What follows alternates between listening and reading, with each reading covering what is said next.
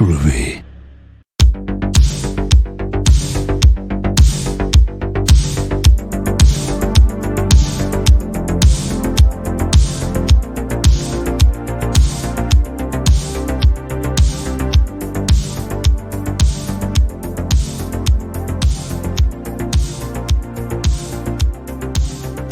Hello, and welcome to Season 2, Episode 1 of the Knife Party Podcast. We did it.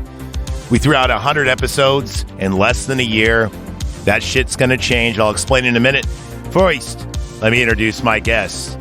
To my left, we have Antonius Montana. What's up, everybody? What's up, Antonius? How have you been? Oh, I've been great. We How missed about you. Zacharoni? It's been a very long 2 weeks. 2 weeks. 2 weeks. And also my second favorite. Well, actually, he was my first favorite because my first favorite dropped out and then came back. But I'm still holding it against him and only letting his girlfriend choose who would be Dee Dee and Nick Neo. That would be one H1N1 Zombies. What's up, everybody? Hey, what's going on, guys? So, yes, sponsors. Shout out to our sponsors. That'd be Caps and Cork. Caps and Cork on the edge of Vallejo, California and American Canyon. Haven't shouted them out in a while. I thought I'd start off the year correct. Mm-hmm. So, very good people, very good beer selection. Let's say you're sick of fentanyl and Vallejo and you don't want to get stabbed with a hypo and you're sick of wine and you live in Napa. Go to Caps and Cork. They are soon, I think, going to be distributing. I'm not sure. We'll see. But, you know, just keep your eye on the prize. I look forward to the possibility. I look forward to the, even though it's walking distance from my house, which is pretty dangerous. Stumbling distance. They're within stumbling distance. You know what? We have stumbled there and back. Yes. To get more. I cannot confirm or deny, but yes. Mostly because he can't remember. Also, yes. This is true. This is true. Yeah. But no, Caps and Cork is great. I Great also guys. would like to do things right by shouting out It Came From the 80s, who provides our great music, normally unless it's a soundtrack. And if it's a soundtrack and your YouTube, go fuck yourself, because this is a movie review site. It is under parody law. Fair use, motherfuckers. Exactly. Fair use. And seeing how I don't charge, it's not like I'm making money off it. It's for our Patreons. Patreon.com/KnifePartyPod is where you could sign up for just $1 and I'd buy that for $1. Because our normal feed is only going to have one show per episode now, dropping on Wednesdays. Sorry, guys, we gave you 100 episodes for free. We have a new show called Knife Party After Dark, which will air on Tuesdays, and that's the lights are off, but the mics are hot. And kind of sexy. Also, yes. Also, our Power Growth podcast will be on there. Knife Party's at the $5. I got 5 kids to feed. And also with that, we're working on something new called Face the Mirror with Jeff the Tech that made the show all possible. And so, yes, the channel is growing. And Still don't know Jeff. You could join it. Dude, Heaven's Heels? Yeah. Oh, okay. Sorry. Every time I've seen Heaven's Heels, I've been like blackout drunk every time. Wow. I'm sorry. It's the only way to listen. And you know what? It does make it sound better. As Frank Zappa said, with a couple of quarts of beer, the intonation will not offend your ear. And then at our $20 level, Stop the Bike, you obviously get to pick out movies. And, Dee Dee wanted to talk about The Shining. That's awesome. DD. Yeah. So technically, this is our first review, but we also did a compendium piece to this called Room 237, rather. Mm-hmm. And we did that, and we are going to go into Shining, but there was just so much fucking shit to cover about like all the little facts we dug up. We said, let's take another week, rewatch the movie, and come back with a fresh head of ideas. Yeah. And I have stuff. I have stuff too. Also, on top Stuff of and things. on top of that, stuff, man. I think with the things with the stuff.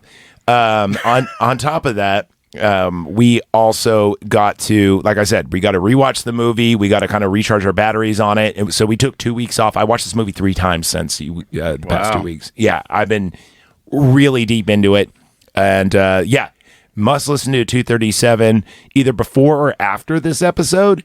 I'd say before, but after kind of works too. Just because we don't want... here's my thing.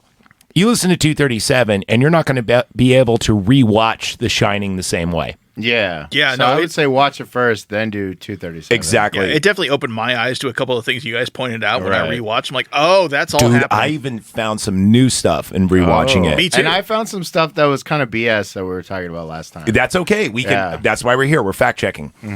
So, yeah. Did I get everything? Okay. Yeah. So you have to join the Patreon, or else you're only getting one episode a week. But if you can't afford $1, which I don't even know That's how okay. you're. We still respect you. I don't even know how you're listening to this. Just a little less. Yes, exactly. $12 a year is, dude. That's less than a Happy Meal. But just tell. Or a happy ending. There you go. Well, it a lot less depends. It depends, dude. Have you been to downtown Oakland? No. I saw a sign, I'm not even lying, on the side of a tent that said butt stuff $5. And was Bats there?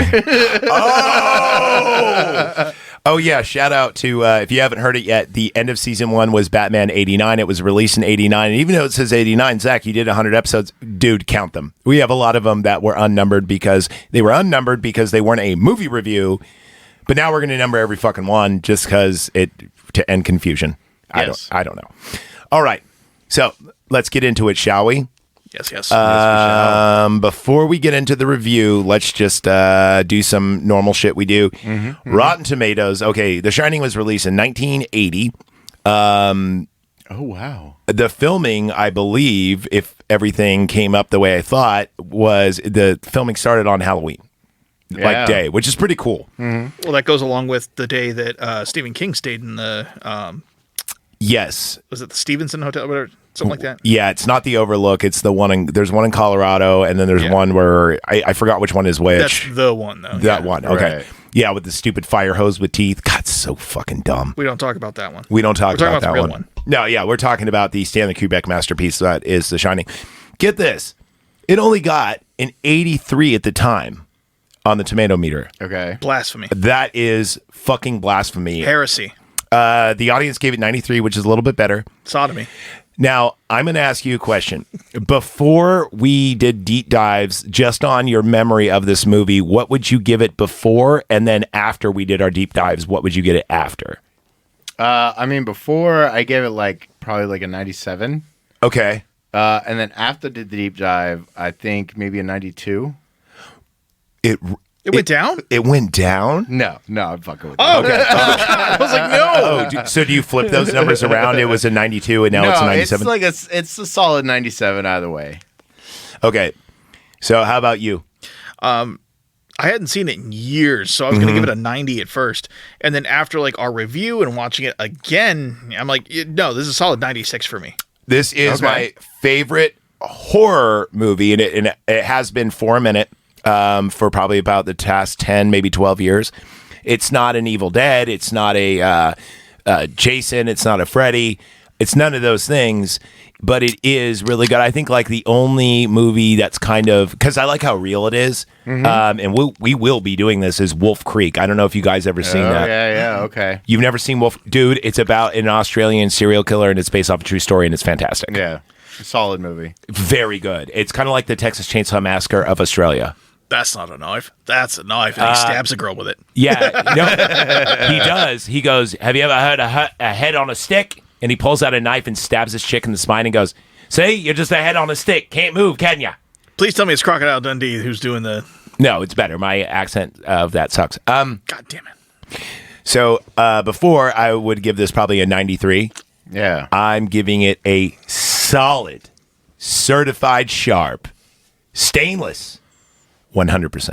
Wow. Perfect movie. Okay. Perfect. Well, that's what I'm saying. It's saying it's up there It's in stainless. our Hall of Fame, which is the Granddaddy is RoboCop at 101, and then we have Predator as 100. But Predator is 100 because Antonius and I both gave it 100. So I Yeah. think that's actually the champion. Right. And then Terminator, of course, I did it by myself, and the audience score gave it 100, so it's up there with that.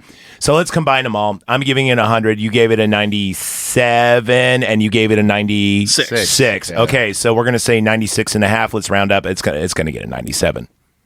Okay. Just because my score made it rounded up and not rounded down. Right. See what I mean? Okay, cool.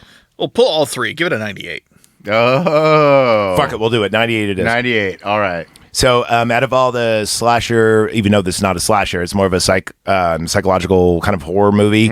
I think that 98 is great. Here goes some cool things about it. It really only stars 4 people.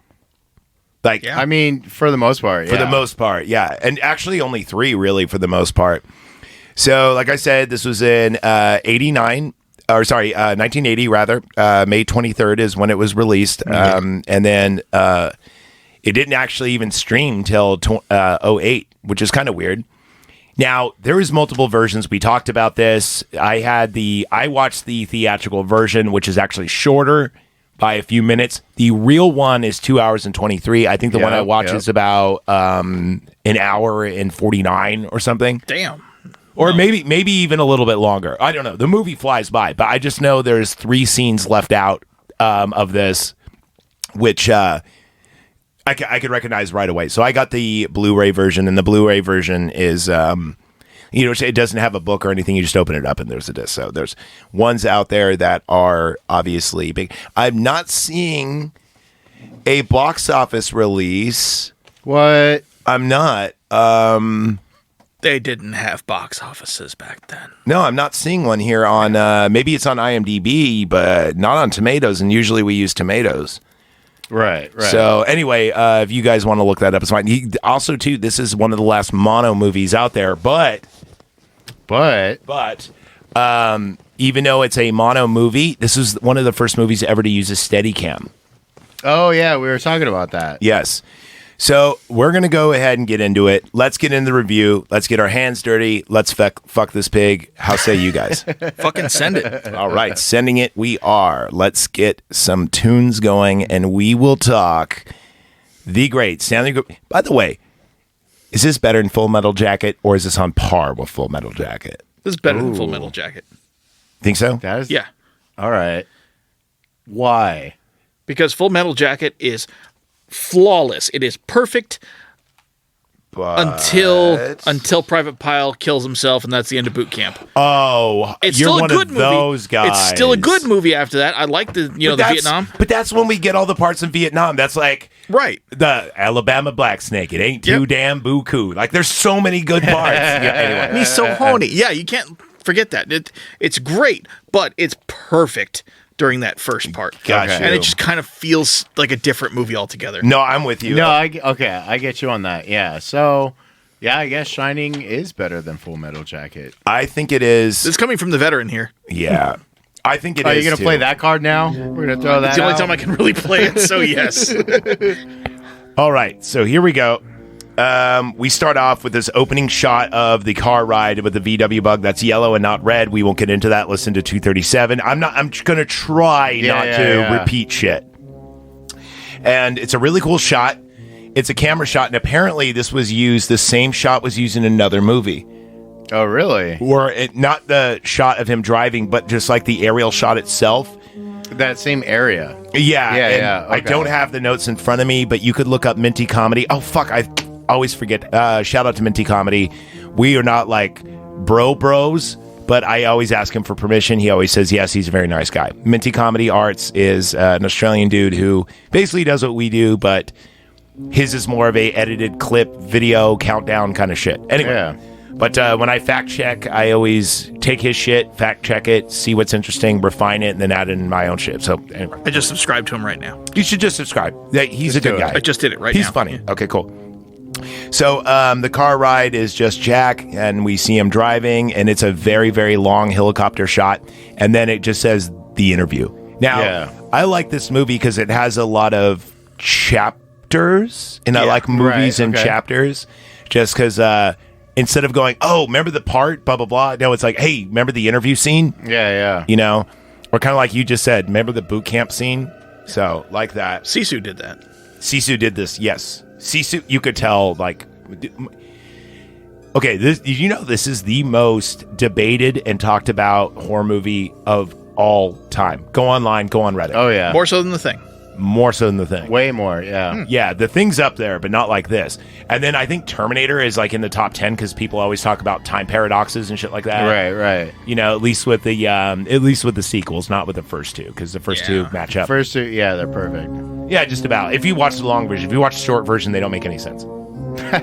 Except for the fact that when the T-800 loses his arm in the thing, why didn't they think to grab that anyway? That's neither here nor there. So, what do you guys got on the interview? The interview, that was the one where I said that it's kind of weird that it's something I noticed is like the people who are talking a lot, what I thought was like main character or main and side characters, they all have the weird knitted ties. Yes. Yeah, so they stick out. Something looks off about them. Yes. And I think it's because both of them are trying to conceal something. They're trying to look normal when they're not. Yeah. He's Yeah. trying to hide the fact that, there's something wrong with him, Yeah. Jack. And then he's trying to hide the fact that, there's a lot of people killing, Yeah, each and other at this hotel. We also get about the ties. One of them is an inverse carpet one of the ties, I think it's by the old caretaker, is actually one of the Indian patterns on one of the walls. Oh, okay, that's kind of neat. See that. And then Jack's, I think actually all of them are, but Jack's is obviously the maze if you look at it. Yeah. So we talked green. about that. Yeah, it's green. I mean, there was like the other dude who was basically quiet the whole time. But he had like a And, normal silk tie. Yeah, but like it was weird because like during that whole scene, the camera's going back and forth, and whenever it's just on him, he's always just staring off at like the ceiling or the wall or something. Like he's just not really trying to pay attention to what's going on. So I had someone wrote this theory. I don't know how true it is, and I hate to go on all the theories because we just put them all to bed. But apparently, that's the old caretaker, and he cannot wait to get the fuck out of there. Okay. So that's why he's like, "Can you help Mr. Torrance with the sinks?" And he goes, "Sure," yeah. and he just like fucking bounces. All right. So, but I don't know. That's neither here nor there. It's just maybe they didn't want him to. The movie was so long, they're like, don't add a lot of dialogue for him. Right. Or maybe they did and they just got edited. Who knows? Either way. So there's that. And then also everyone finds it very peculiar that he is, Jack that is, in the waiting room. He's reading a Playgirl. We touched on that. Yes, Was it a Playgirl though? I paused it. It's a I Playgirl. paused. It looked like a woman on the front. There is a woman on the front. But wasn't Playgirl it like was dudes? No, because it had an article. It says like, why do people molest their children? And that's like one of the theories in this movie. But we put it to bed. Okay. So it just happened to be that one. But Playgirl did not have any hard cocks until Peter Steele. Like that's really? that's a real thing. Yeah. He said, "Hey, I'm doing this for the band. It's free publicity, but I ain't showing my cock unless it's fucking rock. All right. So I request 2 girls. They got to be got that. This actually, I saw the photos. Oh, I bet you did. It's basically softcore porn because the girls are naked too. Yeah. Okay. So it's worth a look. Just don't go to the centerfold because half the page is Peter Steele's fucking cock. It's one of those fold outs, and it just keeps folding out. Practically. It's like in like fucking like a clown keeps like You just keep folding it out Exactly. looking for tip. You fold it out 8 times. So, you got anything on the interview before we move on? Because, No. I mean, there's a big movie, so we need to kind of power through it a little bit. no, keep that's going. it on that. Yeah. There's a really good line when they're like, okay, so did you hear about blah, blah, blah? And Jack goes, no, what are you talking about? And he goes, well, one of the dangers here is isolation and cabin fever. A while back, there was a murder here. Just full disclosure. A man chopped up his daughters and his wife with an axe and then blew his brains out. And he's like, well, you won't have that problem with me. I love isolation. I'm working on a writing treatment. Yeah. So this is where we find out his profession is basically he is a failed writer. Well, he's a failed teacher Right. He's a failed teacher. and wants to be a writer. Right. Yeah. Well, I thought it was kind of weird because like we find out a little later about the alcohol, right? Mm-hmm. So like that's not available, but guns and ammo are available in isolation. You don't see one gun in this whole movie. I know, but like maybe because of the previous caretaker, That makes sense. right? So like before then, yeah, you can't drink, but we're gonna leave all this here for you. Yeah. where you're gonna cabin fever. Well, to be honest with you, at least I know myself. I'd be much healthier if there was a gun in there instead of a fully stacked bar. Sometimes I just want to commit myself to jail to get like free rehab. God. Anyway, I mean, one could argue that's what he's doing here. So, but he also says, No, it's not true because he's upset about it. Remember? Because apparently he pulled Danny's shoulder like 3 years ago. Yeah. Yeah. And when he talks to the guy at the bar, he's like, "Here's to 5 months of sobriety." It's like, he's been sneaking this whole time. That was when we. That's another part that was cut from mine, but I do remember that part when he's talking to Lloyd. Yep, he's talking to Lloyd, and he's like, "Here's to 5 long months of sobriety." Yeah, that was one of the parts that was cut in mine, but I have seen like the 2 versions, so I know exactly what you mean. Yep. Anyway, the one that you guys are talking about, I believe, is referred to as the HBO version or the director's cut. I don't know exactly, but a lot of people refer to it as the HBO version because when they aired it, they aired like the long version, the 2 hours 27 minutes. One. Okay. It's the one I bought on Amazon. Yeah, right. I might have to upgrade because I'm actually probably going to get like a special edition of this, even though I know dude, it's weird. I fell in love with this movie and refell in love rather, and then Evil Dead Rise. I've watched both of those 3 times recently, which is weird because normally I don't. You guys need to watch Evil Dead Rise. I did. It's fantastic. Yeah. Did you see it too? I haven't seen it yet. Okay. One of the best modern horror movies I've seen in a long time. Guess who's borrowing it? Oh, I have it on my watch list thing. Oh, okay. Cool. Yeah. No, wait. Is it streaming or something? Yeah. It's on No streaming. shit. It's on streaming. Yeah. Oh, I wanted to own it though. Yeah. That's a movie you have to own because anyway. And anyway, it's one of those modern ones, but it comes with the DVD and that. So I'm like, I'll let you borrow it. Anyway. I'm going to steal the digital copy. I already did. So, yeah. And he says, my wife's Wendy's confirmed ghost hunter and horror movie addict. She'll love it. So then we see Dad. She's pretty. Dude, you are so gross. Shelley Duvall is weird. like... Shelley Duvall is gorgeous. I don't know. Something about her, just, yeah. I'm with you on this, Zagaroni. All right, thank you. You know what it is? Thank you. She's got them big anime eyes. Yeah, but you know who she's not? Yeah. Catherine Isabel. Call me 707-373-0560. You know what's funny? I actually do declare my phone number. No one's figured it out yet. Actually, that's not true. I have been getting some scam calls recently. Yeah. See, the problem is Catherine Isabel looks like every girl I push out of the way at Starbucks to get to my pumpkin spice latte. Shelley Duvall is unique looking. You are such a cock Asian. If you like pumpkin spice lattes, how old are you? Oh, sorry, pumpkin cream cold brew. I know it's not better, but let's get it accurate. And you served in the military. Oh, yeah. Chair Force doesn't count. Yeah, that explains that. So, yes. Hey, I'm going to be launching a drone. Can you hand me my pumpkin spice latte? Non-fat, half calf. Oat milk. Sorry, dairy doesn't agree with me. Sorry. Hey, can I get extra sprinkles? Like sprinkles and nutmeg. Like when I but pissed only off on half the side. And can I get caramel drizzles? Like when I pissed off those army guys because I told them the steak was fucking essentially overdone, and they were mad because they were just coming back. Dude, I will tell you this though: if you want to have a better pumpkin spice, get a Jack-o'-lantern latte, which is 1 pump white chocolate, 2 pumps chai, and then 1 pump cinnamon dulce, and it is got way less sugar and way more flavor, and it actually tastes like coffee. Yeah, no, There's I take 4 pumps of sugar in that though. It's better than the 6 pumps they normally give you. Oh, that's true. And the other shit is way worse for you because the chai doesn't have that much. Anyways, moving on. Back to the movie. I'm ordering Starbies. So now we have the dopey sticker scene, which is Danny talking to Tony for the first time. It's actually the first time we see Danny, so duh. And he's like... are you afraid to go to the hotel? And he goes, yeah. And he's like, did Dad get the job? And he goes, we can hear you cracking your dick over there. Sorry. You're all right. So anyway. He just got it installed, bro. Yeah. Stop it. Pumpkin spice. Yeah, that's what you have to do. You have to cut off your dick and hand it to the Starbucks employee when you order a pumpkin spice. And then when you pick it up, you get like, they'll put it back on. Pumpkin spice flavored Robo Dick. It's called gender affirming latte. Whatever. It comes with a Bud Light. Whatever. Keeps giving me. All right, moving Keep on. giving me these fucking pumpkin spice cold brews. I don't care. You are such a fucking dude. I'm so upset. Anyway,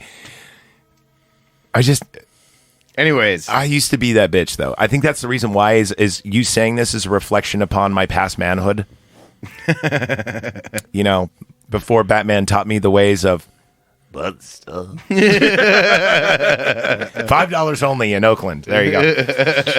So he's talking in the mirror, and Tony he goes, "Why don't you want to go there?" And this is where we see the first shining, if you will, of the blood exiting the elevator. Yes, and I don't think I mentioned this, but to get away with the shot because they didn't want it, right? And this is before PG-13. So they had to give it an R, and they wanted to take the scene out. And he goes, Kubrick is like, no, it's just rusty water because they haven't used the elevator. Do you notice anyone uses the elevator in the movie? And I'm like, holy shit.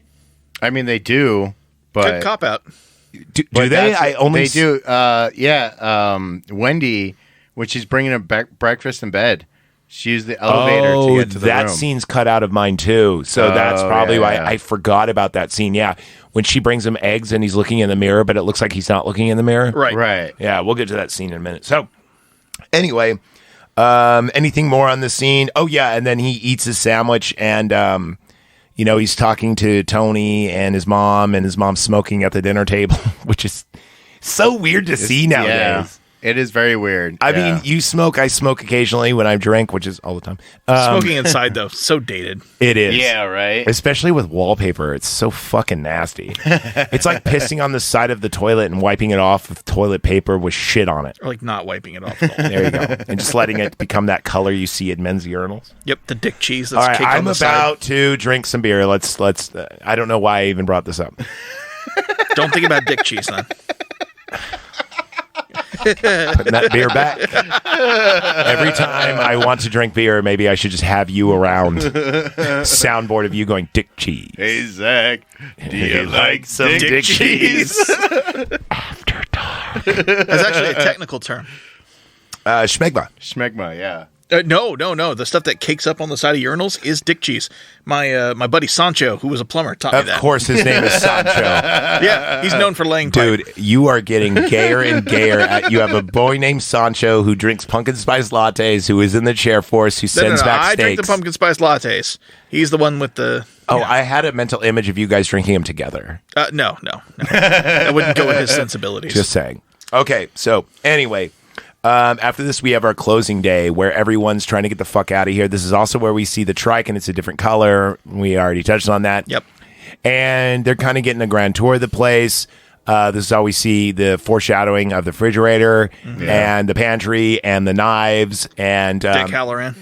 Dick Halloran. Also, Scatman Crothers calls, he calls him Doc. Right. The kid. And he's like, Wendy goes, wait a minute. What? How'd you know we call him Doc? How do you know we called Danny Doc? And he goes, I must have mentioned it. Or you must have mentioned it in the past. He goes, but she's sure about it. Whoa, what was that? What was that? A ghost or some kind of boogie? Ghost! So, but she's insistent, like, I didn't say that. Like, how did you know? And she's a little like, I don't know the word. She's like weirded out, but she also doesn't want to. Probing him for this. Probative, yeah. Yeah, maybe. Probative. And anyway, he's giving the tour of all the food, this and that. And then notice there's only one interaction with Jack and him, and that's this. And I don't believe he makes eye contact. I try to watch that over and over again. Well, no. So again, I think it's because you're missing part of the movie. Perhaps. So when they're explaining, like they're taking the alcohol, that's when they meet Chef. Oh, and I Jack forgot they're taking his hand and that part talks to him. And that part was cut out too, where he takes the alcohol.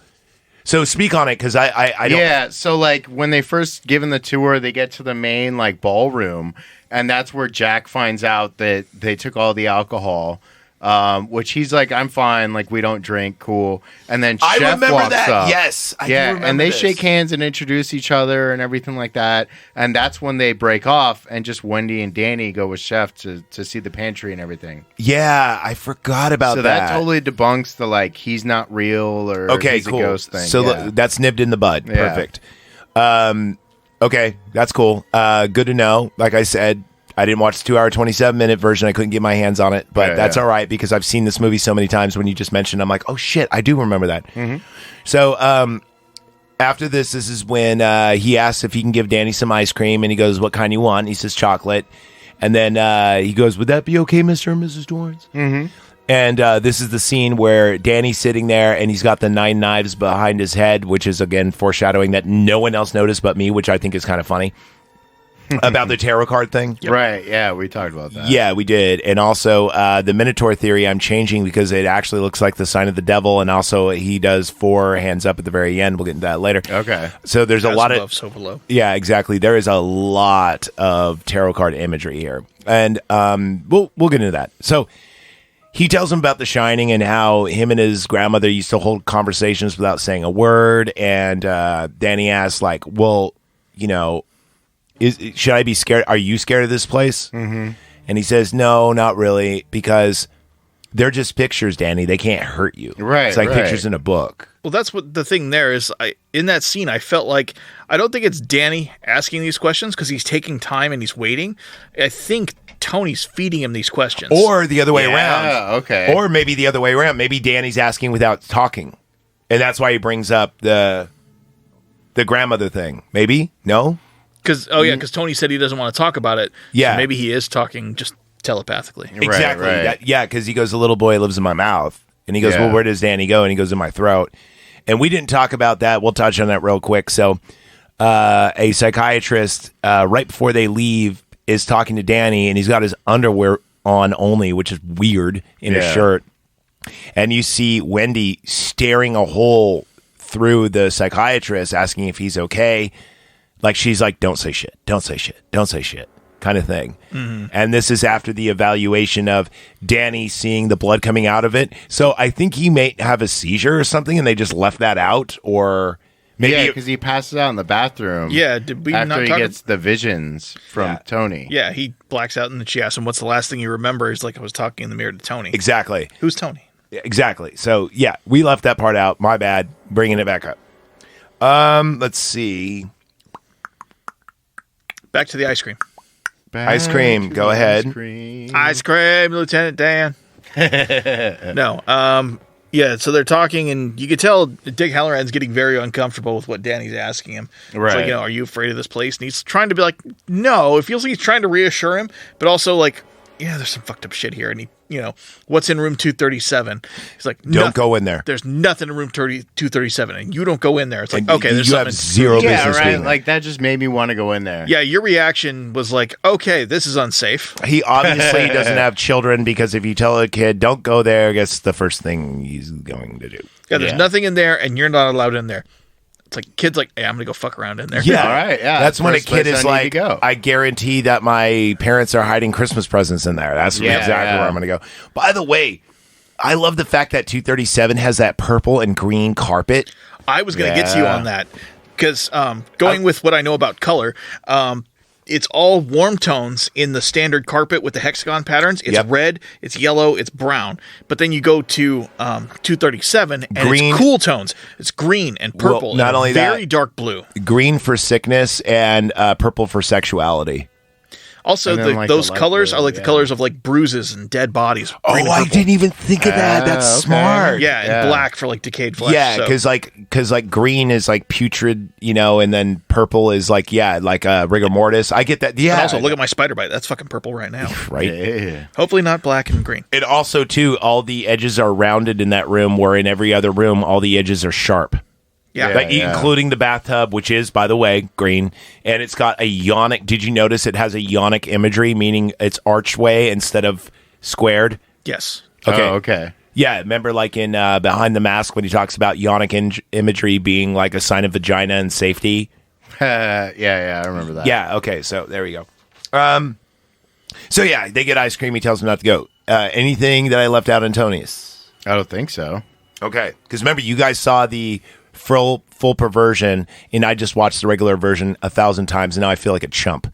There is one more thing I want to get to, but I'll wait till we get to the hallway. There we go. So they step into the hallway. Well, the twins, when they're looking for Danny and he's in the game room, and this is when he first sees the twins while he's playing darts. Yeah. Right? And this is like the only time we see the twins not in the hallway. Huh? No, it is. Yeah. That's the That was the first time we see him. Yeah, they're in the game room. They are not in the hallway. Well, fuck, I guess it's I'll the bring it up first now. time outside of the vision. Yeah, in the 'Cause you vision see we them see for him a chopped flash, up. but Yeah. now you like see them. Yeah, like they're interacting with Danny. Right. So if we're listening to the guy in the bathroom at the end, he had two daughters, like 6 and 10, or was it 8 and 10? There was a gap there. But Yeah, those yeah. two girls are obviously twins. Actually, they're not. They just call them the twins. I saw a picture of them recently when I was doing my dive, and they're like There's not a 2-year They age are gap. only though. they're like a year or two apart. Yeah, they don't Yeah. look like there's a 2-year age gap though. well, when you see them all old and shit, one's clearly taller than the other, and one of them in that 2 years have aged like shit. But then again, everyone's smoking drank all the time, so Yeah. Yes.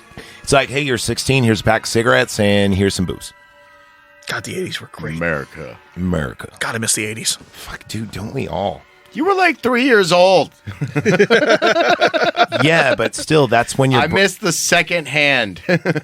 that's when your brains are the most malleable. That's why I love That's pro true. wrestling so much. I miss 'Cause going into a restaurant and saying non-smoking and still smelling all the smoke from the smoking section anyway. Dude, I miss cigarette machines. I don't know if you were old enough to operate those, but dude, they were still cigarette machines when I first turned 18 and we went to Reno. Yeah, when we I've were seen someplace those, out there like that, they were places that had them. And the But yeah. greatest thing is if you were smoking, people would like serve you and you could gamble because they just assumed. Oh, nice. Plus, I don't know if their liquor laws are the same here. I think it's federal. Is it federal 21? Yeah. It is? Yeah. Because I know some laws are weird. Like, for instance, did you know in New York, you could have consensual sex with a 16-year-old, but you cannot show him or her pornography till they're 21. Interesting. Gross. It's because of Giuliani trying to clean up Times Square. Okay. You know, exactly. Weird. Well, because Giuliani wanted to fuck 16-year-olds. No, Yeah, because I'm guessing on that one. He yeah. wanted to close down all the beat stalls. That's why. Oh. Yeah, because that was a meetup for like homosexuals and kidnapping kids and selling drugs and all this Weird. shit. So by Okay. closing it down and opening up like Virgin record stores and the WWE restaurant and the Hard Rock Cafe, it got rid of all those. So Giuliani actually wasn't a bad mayor. I mean, we could use somebody like that in San Francisco right now, right? Fucking clean up San Francisco, please. Okay, so let's see. Trying to think. Oh, is this where we go straight into the 1 month later where we see Danny riding his bike? I think so. Yeah. And And it's the after blue- closing day. Yeah, it's the month later. And this is one of everyone says the scene is so great just because of the sound of the tires going from carpet Yeah. to hardwood to carpet to hardwood. Now, if you pay attention to the scene, Danny rides on in this movie 3 of the floors, right? Okay. This is another reason why this house is impossibly built, because if you notice how the floors like kind of coincide with each other, they make zero sense. Unless we're Right. assuming he hits like the elevator, which Well, it here doesn't goes- show. Notice Yeah, the game yeah. room is downstairs early off in the Right. movie, and then later on it's upstairs. Was it upstairs? Yes, because he goes straight from the game room to the hallway where all the hotels are. But in the beginning, the game room is like adjacent to the golden room, Oh, okay. Weird. right? Well, that and also to the impossible window everyone knows about in the office. Yeah, yeah. Yeah, but I mean, dude, rewatching that too, I was like, yeah, that cut they do too is so good. The other great cut is the maze cut where you see them walking in the maze as Jack like Yes. washes over them. Yeah. That's fantastic. That is like one of the, and remember, this is pre CGI. Right. Right. They right. did that perfectly. Right. Even on Blu-ray, I couldn't see the cut. So there's one thing I noticed in that because Jack, he's going from like the office to wandering out there with the tennis ball. Yeah. That's coming up. Right. So I noticed the music for sure. It's like those big like timpani drums. Yeah. Right. And some chimes, which Danny Elfman did hell of that stuff in the Batman movie we're going to review next time. You mean that we just reviewed? Or that we just reviewed. My bad. The season finale. Yeah. Not only that, did you notice that Jack Nicholson's also named, his name is Jack in both movies? Right. Yeah. I'm going to defend him, though. A lot of people give Jack shit. I'm going to do this, I have done this. It's weird to speak in the past. Bill, don't forget to wind your watch. Right now we're time traveling, right? Yeah. Future. After dark. So we're just promoting the show, guys. Yeah. Remember, for only $1, you could join the party and get After Dark. After dark. You gotta tell me when you're fucking doing it. Anyways. He didn't cue us at all. So I wanted to go to this part here where he's going through the hallways and stuff because it is such a hard, jarring shift coming from closing day where there's people running around, it's bustling and everything, to where it's just dead. Fun fact: this was the first ever use of the steady cam. The first ever shot, and goddamn, did they weren't fucking around, dude. No. Yeah. But going back to my thing, something that stuck out to me is everything's creepy because there are no people there. It goes with that style of horror called liminal spaces. Have you heard of that? Yes, it's confined spaces with a lot of jarring imagery, but nobody there. Right. It's spaces that are supposed to have people that don't, and it's creepy without them. And this definitely hits all those marks because it's creepy that no one's there until there is. Until there is. I'm with it. The most jarring thing for me is the sharp turns that he takes. They're all 90-degree angle turns, so you don't see what's around the corner. Something that like a lot of movies and even video games borrow now. Like, for instance, I remember Resident Evil being the first game that did that, and it scared the shit out of me because you don't know what's around the next corner. But I mean, did they do that on purpose, or was it just because the Steadicam? Oh no, they did that on couldn't purpose. Turn like that. They could have rounded the corners a little bit, but remember I was talking about how only 237 has rounded corners, everything else is a sharp. Right. So okay. And the camera's behind him just enough so he sees it a millisecond before we do. Right. So, and also too, another jarring thing that you mentioned is that the carpet. Yeah. You know, and also you'll notice the carpet to hardwood floor changes as it would as he's turning corners. Mm-hmm. Oh, yeah. Yeah, so, and all this shit, you know, they say Kubrick doesn't make mistakes. I don't think he does. A lot of people go, well, Jonathan even said, he goes, you know what, a lot of the theories, like, there's a guy who proves Stanley Kubrick wrong a lot, but if he missed one thing, it's 1 out of 1,000. Yeah. Like, and it wasn't in this movie. And it wasn't in this movie. I don't think so. But a lot of people go, "Oh, well, the set doesn't make sense." Well, it's not. It's supposed to be like. I even think that the house itself is alive and is changing. Right. You know, like evolving or growing, and because they're going more and more insane, they don't notice it. Which that kind of makes sense, yeah. Especially with the whole like maze theme in the movie, yeah. And it's something we didn't touch on last time. Surprisingly, when we're doing like all of Kubrick's like, you know, key features and things that he does and theories, we didn't go over the Kubrick stare. Oh yeah, we will though. Okay, yeah, we need to get to that when that happens. So I actually rewrote that down. Yeah. So I think if I'm not mistaken, this is the maze scene where Danny and Wendy walk through the maze, or did I miss something? I don't think so. No, yeah, you're good. So this is also foreshadowing that Danny is learning the maze, right? Obviously, and is Wendy, but even though it doesn't work out for her, I mean, because she never enters the maze except for with Danny, and they only go in it, I think, twice in the movie, maybe 3 times. I only counted twice. But yeah, I think it's only twice in the movie. Things that make me think Danny's autistic.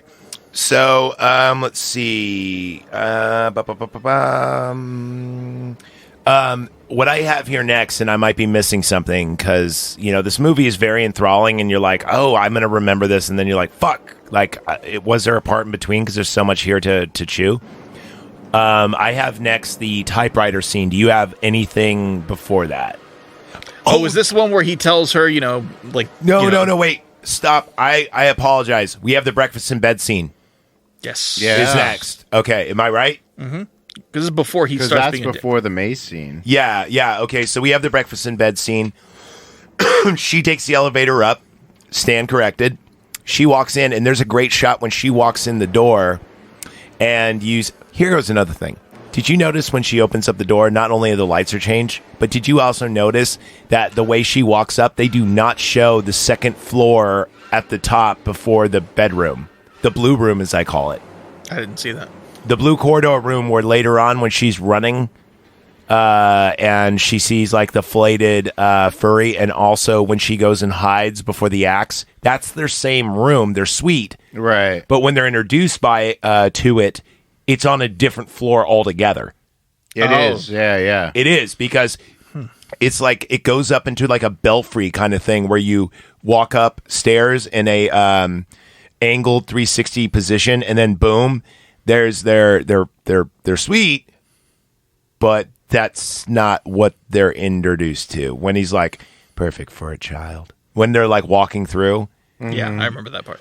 So, but at this point, it's still on the same floor. So I that's one thing that I'm like, wait a minute, why did I not notice that? So, because it's the only room that's blue. Well, and like the hallway too is even different. That's from what when they're first. Yeah. No, but the room itself is as well. Yeah, it's weird. It is different, but I meant the hallway. Yeah, the belfry where it's like The skeleton room is blue too. Yeah, that is the skeleton room. Oh, okay, yeah. Yeah, that is the skeleton room. That's also the flayed room. I thought that was a different room where we see like with the skeleton room. That was the ballroom. Oh yeah. No, okay, no, I'm He's tripping. talking about the guy with the creepy furry mask. The furry mask with his pants down. So anyway, she brings in egg sunny side up, and she's just like he likes. And there is, just like what he likes. There's a great shot where there's a mirror where it looks like Jack is looking into the camera, but he's not. He's looking into a mirror, which, by the way, I thought about this. They shot that perfectly where we do not see the camera. Did you guys? Yeah. Did you that ever enter in your heads? Mm-hmm. So that's how great this movie is shot. It's like, dude, like that seems almost impossible. Yeah. Right. Because it's shot from behind, and he looks kind of like aggressive in his stance, but you see his face, and he's looking like lovingly at his wife. It's kind of jarring. I think it's more condescending because she goes like, "Any great ideas?" or any ideas? He goes, "Yeah, a lot, but no good ones." And then she's like, "Well, something will come to you." And he does his like Jack Nicholson face, and he goes, "Yeah," as he dips his toast but it's still in his him egg. trying to The be bacon nice. in it. Yeah. Yeah. And by the way, every time I watch this, I want breakfast. But I'm the kind of guy like where bacon and eggs, I could practically live off it. Basically. I mean, it's like what you have, like what, 2 fats and 2 proteins, and it's delicious and it's greasy. I'm all about it. Yes. I'm all about Brenner. Mm-hmm. I could do Brenner. I could live off Brenner ramen and pizza. Oh, that'd be nice. Yes. You guys want to donate pizza to the Patreon? Dude, fucking, if you want to be any part of our fucking ads, let us know. For God's sakes, dude. We've been on here for 100 episodes and not one advertiser besides Caps and Cork on the edge of... I'm not going to do it twice. Thank you. All right, no problem. It's only funny when you're stoned, and then I can make you bust up. So, yes, we have this scene, and then I think it fades to the May scene. Am I right? Or did I miss anything? Yeah, because after this, then it's him typing and everything, or trying to... Getting distracted with the tennis ball. Yeah. Cool timpani drums, I noticed. And then the maze scene. Also, pay attention to a lot of the tapestry, the American Indian tapestries. They also mentioned this was built by in 1920 and then finished in 1922, and they had to fend off Indians because it was on a burial ground. Right. Yeah, so anyway, there's that. So that's why there's a lot of tapestries there, is to kind of like keep the motif, if you will. Right. First off, is this before or after he tells her to fuck off and quit coming in the room when he's in there? no, this is in the beginning at When they're closing having day. that tour. Okay. Yeah. We're just No. The part where, like, I don't know. He doesn't tell her to fuck off yet. Okay. So that's coming up next, at least in the version I watched, unless I'm missing anything. Nope. No? No, yeah, that sounds about right. So he's writing, and this is like what I call the golden room disappearing chair. Oh no! Wait, this isn't the golden room. This is the main hallway, main lobby, and this is where he's typing. And she goes, "Hey, hun, how's it coming?" And then he gives her a look, and he goes, you just broke my concentration. If you hear this, that means I'm working. And also, right before she walks in, notice that she's wearing her red underneath and then her suspenders. When everything bad happens, she's always wearing that. She looks really cute in that. I don't know. Like the whole movie, I noticed all of her outfits are all very childlike. And how she talks is, kind of like a mom, but it's also like a kid. Well, not when stuff like when Danny is injured. She's wearing like something, or she fends him off with a bat. She's wearing something very more adult. Okay. But I get what you're saying, though. Yeah. Like when she's like good and happy or whatever, she's very childlike. And then, okay. Yeah, she's very positive and upbeat. Right. Yeah, she's best girl. She's definitely glass half full. Yeah, 100%. And this is when Jack kind of finally flips out on her a little bit, where he's like, don't come in here if you hear me typing, and or then even if you don't, just leave me the fuck alone. If I'm in here, don't come in here, kind of thing. I think that was done on purpose to like have us sympathize with her because she's so sweet, she's so nice. There's not a mean bone in her body, and he's just being a dick for what we think is no reason, but it's actually a spooky reason. Yes, spooky reason. Ghosts. After this is. Yeah, this is right after the ball scene. I think they go back into the maze and then he's looking over them. Or did I? No, they're in the maze and this is when he's looking out the window, correct? Now, this is where we get to the Kubrick stare. The Kubrick stare is as such. You lower your head at about 35-degree angle. You have your mouth agape, but only enough to show your teeth, and you do not blink or move your face. Now, Private Joker does this in, who's also, by the way, in Adventures of Babysitting. Not Joker. Pyle does this. Yeah. No, he's in it. He plays Thor. Remember Thor's a homo? Don't remember. I'd have to rewatch. Yeah. That's him, except for he's in way better shape in that movie. Right. Apparently, did you know that guy was gay? No. The guy who played Joker or the guy who played Private Pyle? Joker, and the same dude he plays Thor in Adventures of Babysitting. No, not Private Joker. Private Pyle. That's what I meant. Sorry. Yeah. Private Pyle and him are the same person, same actor. Yeah. But it's funny because in Adventures of Babysitting, she goes, Thor's a homo. And then he, in fact, was actually Lawrence. Fucking, what was his name? Fishburne. No. Jesus. By the way, obvious joke. He's always like Larry D'Angelico. What's his name? Vincent D'Angelico. Yeah, I think? something like that. D'Onofrio. Yes, that's it. That's it. Yeah. Yes. Vincent D'Onofrio. But anyway, it's not Lawrence anymore. Remember, it's Larry. Larry Fishburne. Yes, call him by his Christian name. Get it right, Pumpkin Spice. I'm sorry. I've had a lot of pumpkin spice alcohols. Dude, that might be a T-shirt. Get it right, Pumpkin Spice. Yeah, Love it. You're fucking welcome. Thank you. No, that's fucking outstanding. Dude, I just had an idea. Maybe our Congratulations. Thank you. You're supposed to say don't hurt yourself. Maybe what we should do next time, maybe for our next gear, instead of just black and white, we should do the shining carpet and like something cool. Oh, yeah. Okay. Because it looks like fall. Maybe it will say, get it right, Pumpkin Spice. Shining carpet. Yeah, with the like shining handkerchief carpet. or something. Exactly. Yeah. Or it could be a mug. Yeah. There you go. I don't know. We'll keep it. I'm always trying to pick out our new gifts. Yeah. Yeah. Back with the Kubrick stare. This is something that actually translated globally with insanity, with someone hitting like the peak of their madness. And you know who took that like the most? I would say is people who did anime.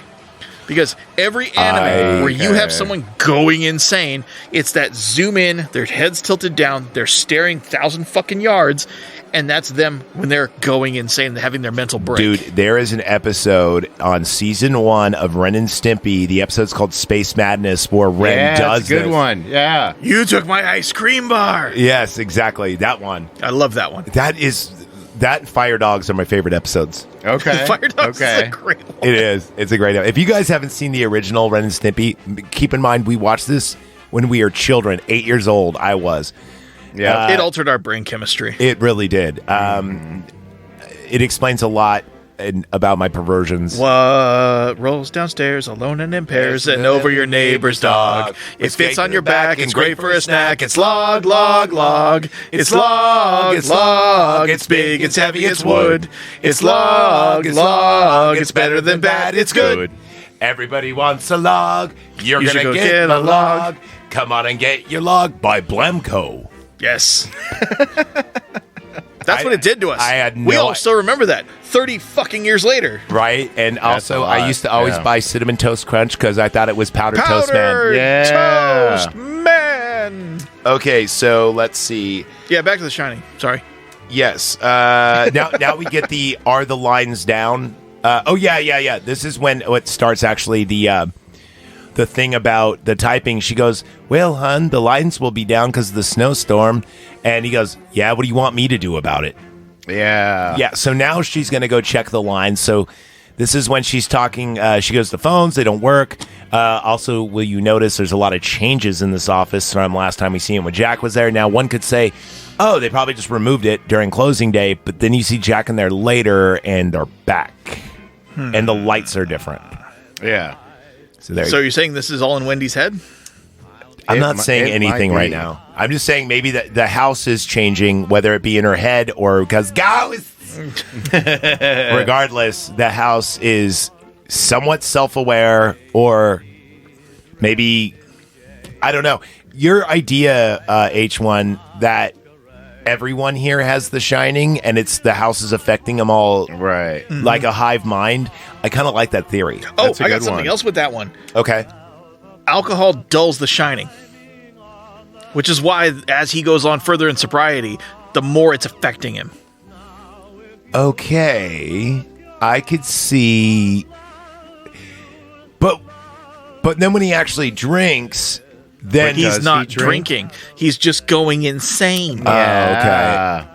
okay, that all right. I see where you're going. Yeah, you know what? We're gonna, guys, whatever theory you think is right, you should definitely write us because we haven't gotten practically any emails. You motherfuckers don't email me anymore because I have a Yahoo. That's nightpartypod@yahoo.com because I keep it old school. Okay. Anyway, Knife Party Podcast at AOL.com. yes. Smoke a lucky strike. Yes, exactly. The Chinamen have just finished the railroads and the Irishmen are building the bridges. And I got a brand new Hotmail account. And boys in go on Netscape to see Boys in Blue in World War I, the greatest war. Wow. Hitler's in full swing. Oh, whoa. Thanks to Internet Explorer. That's right. Whenever you're going to do old-timey things, you have to go, that's right. I don't know why. That's right. That's right. That new cinematograph has just come out with new pictures of vaginas. Now called Pornhub. That's right. That is right. Unfortunately. Remember, it's 12 o'clock somewhere. Have you had your old-fashioned for breakfast? So, yes, this is when she contacts the police or the Rangers or... The Rangers. The Rangers, and she's like, hi, this is Wendy. Over. And it really gets on my fucking nerds. So one Over. thing I noticed, like, You don't have to make the fucking noise every time. It does that for you. That's hilarious. Over. like the dialogue between the people in a lot of Kubrick's movies, it's all very polite and like proper manners. Except for Full Metal Jacket. but Except for yes. Full Metal Jacket, but that's what I said. Most of his movies, When we watched like 2001, like yeah. everybody is super proper with their grammar and everything. Even in fucking Clockwork Orange. Yeah, Is that how's fair, the wine? To be fair, they're British. British people usually say cunt every other word though. I don't know if they That's did back then Australians. though. They had to have. That's Australians. What the fuck was that? Chaz, is that you? No. I hear him. He's coming for Why us. is there mustard coming out the elevator? That's too much friendship.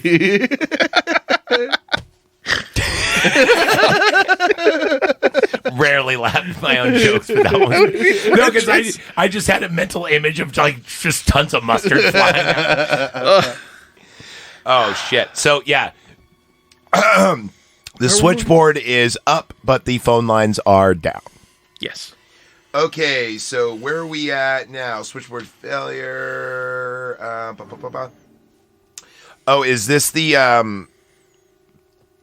Yeah, this is where Danny is writing. Is he writing again at this point? Or is it the TV? Is this 237? Yeah, he's running again to No, not yet. This is the fire truck scene. Oh, I'm yeah, gonna go yeah. get my fire truck. Why they're So, watching like- the movie that's not plugged in. Right. And he goes, I'm bored. Can I get my fire truck? And he goes up to see Jack. Yeah. Yeah. And I think you have something to that because I like pause and rewind and it was like, yeah, there's no no cord. power cable anywhere. Like Yeah. she has to be watching a blank screen.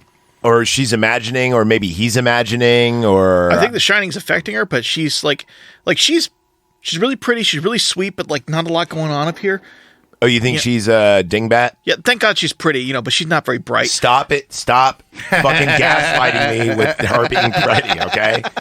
It's not going to happen. Anyway, so I think she like maybe doesn't know she's being haunted. She Yeah. thinks like, oh, the TV is working, cool. Doesn't think about how the fact that it's not plugged in. Just cool TV. By the way, after this movie, I noticed a trend in horror movies where the TV was unplugged. Or they unplugged the TV and it's still working. Right. And it's never been... This one just didn't address it. Well, I not wonder only if that, this was the first movie to do that. I was going to say, I'm pretty sure this is the first movie to do it. Maybe Poltergeist? No, Poltergeist was later. Poltergeist is probably the first one where they pull the plug and it's still on. Yeah. Yeah. What was Poltergeist, 82? It was sometime in the like early 80s. I'm not Yeah. going to Google it because we're going to cover it eventually. Oh, yeah, we are. I like... You guys didn't do that already? No. Might have to use bike powers for that. Dude, there is so many fucking movies to cover. We've already done... This is our 90th review. Whoa! Bing bong. What was that? Housekeeping. Housekeeping. I've heard the soundtrack. I don't remember that part at all. I don't remember there being a bell being rung like that. Or a fire alarm. I'm scared. Luckily, you're a giant, and I have mustard. He's not a giant. I'm looking at you. Alright, you know what, though? We are all working on our... Well, I'm giant wuss with his freaking pumpkin spice. Yeah, but he's still got a fierce beard. Now, right now, we're 2.5 beards because I almost got mine. He's coming back. We're also 2.5 men, so you know. No, I'm looking at Antonius. I'm definitely at least 1.25 of that. I don't know if we're here looking at Antonius. He's looking at himself like, Sorry, "They look dude. like I'm big, sorry, strong dude. For the rest of this hands, don't episode, the rest of this episode, are you saying he's the guy from Neverending Story that eats rocks?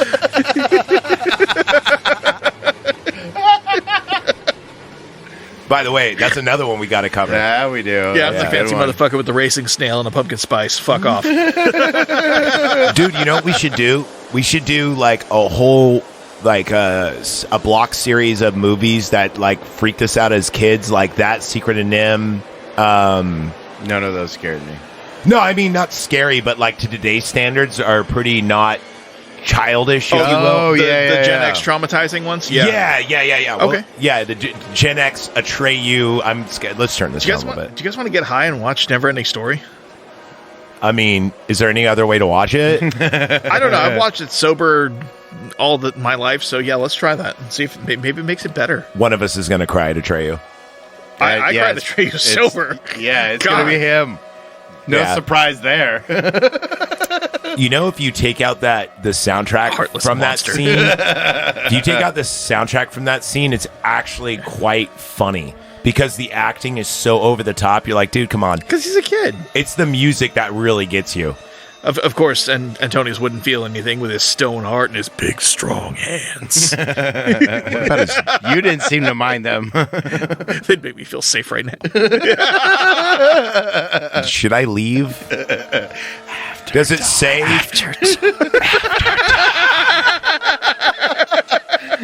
So he goes Thank up. you for sticking around for The Shining. So he goes up, Danny, is he pronouns pal, to go get his fire truck. And when he walks in, she warns, hey, your daddy's sleeping. And he goes, I'll be quiet. I won't make a peep. He goes upstairs and we see this mirror scene again. But did you notice the bed's on the other side or the camera's on the other side? From yeah, it moves, yeah. from the door, what used to be The on camera moves, the bed's still on the same side. It is. Okay. Yeah. So where the camera is, instead of the camera being on the south end side shooting north, it is now on the north end side shooting south. Yeah. Because that's another thing. Sorry, the fire truck reminded me. Another thing that makes me think Danny's autistic. He lines his cars up in a row. Just sits there and plays All with them. kids do that. all kids do that. Yeah, that's just a kid thing. Okay. Here goes another thing. Fire trucks are red, and you know my whole thing about danger in this movie is red. Red, And it's yeah, not yeah. the only movie that does it, obviously, like a fucking Stir of Echoes. Great movie, we need to do that. Yeah. And also Yeah. Unbreakable. Great movie, we need to do Unbreakable. Okay. That's the best Shalamacock movie there is out there. A lot of people go, Better than Signs? but it's, dude, Signs, dude, I'm taking that shit to Cinema Court yesterday. That's Mel Gibson's best movie. No, it's not. No, it's not. No, it's not. Not even close. Yeah. Dude, it's a tie between Mad Max the Patriot or fucking Braveheart. Ooh. Because I mean, He left the Lethal second Weapon Lethal out Weapon. of that. I thought Lethal Weapon 2 was going to come out of his mouth. I really did. I actually like number 4 better. Oh, okay. Lethal Weapon 4 with Jet Li? Yeah. Okay, yeah, no, that's a good one. Dude, Jet Li, when he's got those Buddhist balls and he's just fucking killing people like with one hand and just feet, I love it. Also, too, it's got one of the most racist scenes by today's standards when Mel Gibson looks at him and he goes, ching chong, fried rice. Does he do that? Oh, yeah. Yes. It's also in Demolition Man, too. We're not going to get canceled on that because I'm with- quoting with, a movie. Wesley Snipes. Yeah, where he walks by these guys and he goes, ching chong. That's it. He does. We're going to do D-Man as well. They cut that out of El Dorado, too. Really? Yeah, El Dorado with John Wayne. Oh, Yeah. That doesn't count. it's John Wayne. Yeah. John Wayne was a fag. What? John Wayne was a fag. Fuck you, Miller. The hell he was. It's true, boys. I hope that's from something, because I was about to fight. I came to his pad in Brentwood, and he wanted me to install two-way mirrors. No, John Wayne wasn't a fag, Miller. A lot of people like to watch these buddies fuck. I do, don't you? Yeah, fucking John Wayne. Tell his name, you little pussy. Repo Man? Nothing? Okay. No, moving on. don't remember that one. I'm sorry, I'm the only guy that knows that movie by heart. It's Emilio Estevez's best movie. Mighty Ducks begs to differ. Fuck you and your mighty duck. Young Guns. Number two for sure. Repo Man number 1. Quack. I don't know. Quack. Okay, no. I'm not First getting off, over this. How about you just quit? Yeah. First off, it's all about the Devils or the Penguins, and then the Shark. Actually, no, the Sharks are on my do not watch list anymore. Fuck the Sharks. Yeah, fuck Anaheim even more. Fuck Anaheim, especially because I really like their colors. But if you're going to name They your changed team it. the Mighty Ducks of Anaheim instead of the Anaheim Mighty Ducks, you can go fuck yourself. That's just elitist at the top degree Disney. Although That's an Mighty Anaheim Ducks thing. 2 was awesome. Mighty Ducks 2 I actually liked better than number 1. Yeah, we got the Love Knuckle it. Puck. Dude, yeah. Wait, what did they for the V formation? That was was the the number First one. Yeah. Yeah. By the way, that Where they beat the formation, Hawks. they did not invent that. That thing's been around forever. That's called what you call power play. But, Yeah, but nobody really uses it because they all know how to defend against it. not We're on a power Americans. play. We don't know shit about hockey. Power That's play- a fucking Canadian thing. Power play is 4 versus 5, and so Yeah, the best yeah. way to do is just all out, just But fucking no, like crash whenever it. when they would do the V, that's enforcers would just smash the shit out of it. Yeah, where you flip sides. Well, I mean, usually that's a penalty kill thing. Okay, we're talking hockey. I don't even know. You know what's funny? I just cracked my 3rd beer all day, and I haven't smoked any weed, and yet here we are, tangentially speaking. That's why a lot of people give me shit. You're always drunk on the radio. No, I'm drunk half the time on the radio. This is not one of these times. Yeah, I can't wait for the later part of the episode. I'm drunk on the radio, so fuck y'all. I don't give a fuck. Good. So You're listening. Danny gets his truck, and then he goes, "Come here, sit down." And then this is that great scene with the Mickey Mouse music to do. Yeah. And he's like, yeah. "You know, I'd never hurt you." Wait, did someone tell I would hurt you? And he's like, "Did your mom tell you that?" Yeah. And now we get like some really cool shots, and they're flip shots, so you don't really notice that there's actually 2 cameras going back and forth Right, really right. quick. Like it's not even jarring because of when he speaks, it's from one angle. When he speaks from the other angle, and the music goes so perfectly with it. And I missed that entirely. Really, I thought it was just one shot. No, there's a shot where you see Danny, and Danny's closer to the camera, and it's a side profile of Jack looking at Danny to the camera, and then the other shot is them two equally perfectly positioned in the middle of the shot on the bed. I thought them talking back and forth was all one shot. No? Okay. It's so subtly done.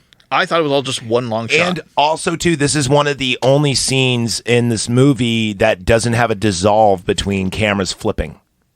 One of the only ones. Probably why we didn't notice it. Except for everyone with Shelley Duvall, there's always a flip to her face and then a flip on like what's going on, or there's a shot behind her or behind whatever, and a shot to what you're looking at. But for the most part, when every scene ends, like the Monday, Tuesday, Wednesday, whatever, there's usually a dissolve, and it's usually on Jack. Okay. I mean, that's just what I've noticed. Right. So he gets his toy, and then this is where we cut to what you were just saying about him meticulously placing his on the carpet, him playing with it. I actually got a really cool shot of it and put it on Twitter as I was watching the movie. And because I was looking at it from askew, it's even creepier. But this is when the we see the ball. Yeah. It rolls right in between. This is also when the carpet flips. Right? Okay. And he goes, Mom. And then you see the red key. Yeah. Hanging out the door. In 237. Now, when he walks in, we just see him from the back, and we see actually his POV. And then it kind of just shuts. We don't see the girl or anything else. Right. We don't see anyone. And I think this is where we cut to Shelley Duvall and him talking. I don't know if they're arguing or what the fuck were they talking about? I mean, yeah, there was kind of talking like Jack was just being super annoyed again, of course. And then Danny walks in. Yeah, and he's sucking on his thumb, and he's got like a rip, and he's got a choke. Now, here's the thing that bothers me about the whole haunted house thing. I thought they were just pictures. Well, apparently Chef was wrong. Yeah. Or here goes another theory I just thought of. What about if Danny's shining is so powerful he could manifest physical... Or they can interact with him. Because he's that like sensitive to the ghost's power. Right. I forget who I was watching. Somebody had the theory that the hotel wants his power because it is so strong, but they kind of settle for Jack. Or hold on, the hotel wants him dead. Remember, so bad. Maybe if Jack kills him, he'll become part of he'll be the new caretaker. Maybe in the tree, part of the tree, kind of thing. Yeah, like in the family. I don't know. I mean, all are great theories. There's clearly not a true answer to this movie unless you just watch it for the concrete that is set upon. Right. Unless you're Stanley Kubrick, you don't know.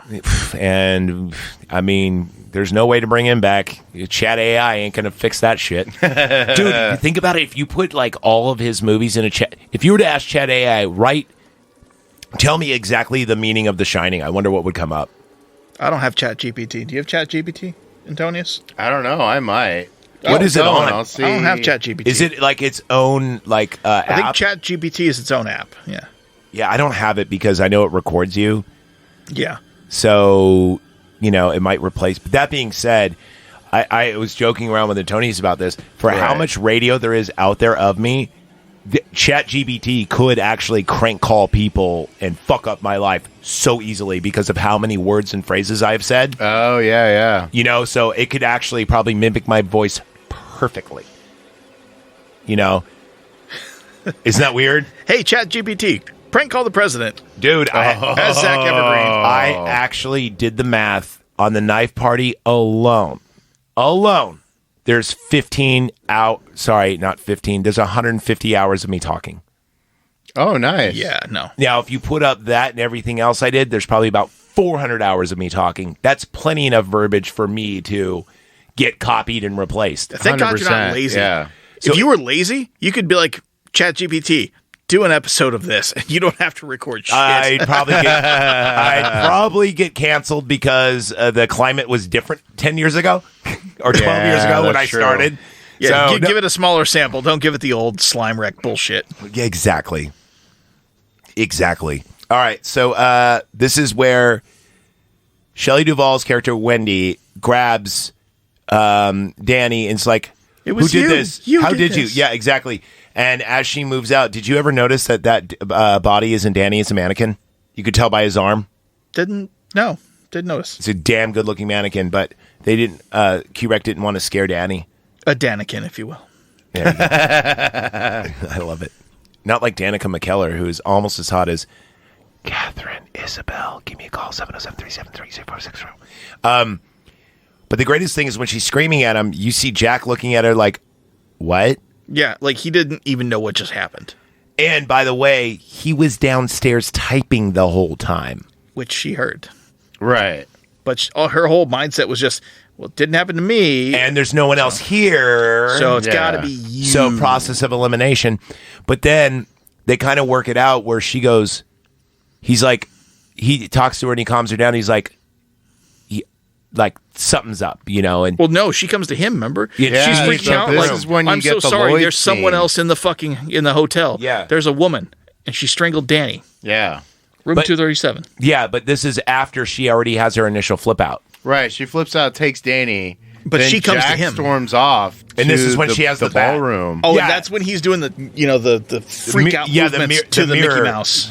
And also to the mirrors. Every time there's a mirror, he flips out and then he walks and it's normal. Yeah. And then he goes into the kitchen, which, by the way, does not belong on this floor. I don't know if you noticed that. Floor's not the kitchen's not on the same floor as the Golden Room. No, dude. All the hotel rooms are on the floor 2 and up. Well, he goes to the Gold Room Yep. Hear me out. yeah. The gold room is on floor 1 with the kitchen. with the kitchen. Okay. But he starts off where you see hotel rooms. You see the hotel doors. Oh, yeah. Or was that after? That was after No, that. was that after the bar scene? That had to be after the bar scene. No, she finds him in the bar. Right. She finds him in the bar. Oh, no. Save that because I memorized so much of the dialogue and I can't wait. Yeah, he's talking to Lloyd, and there's like a Either 1920s way- flapper party Either going way, on. I do not remember that Oh, the hallway flapper being... party's later, but I do not remember that fucking hallway being there at all. I Right. don't. Maybe it was...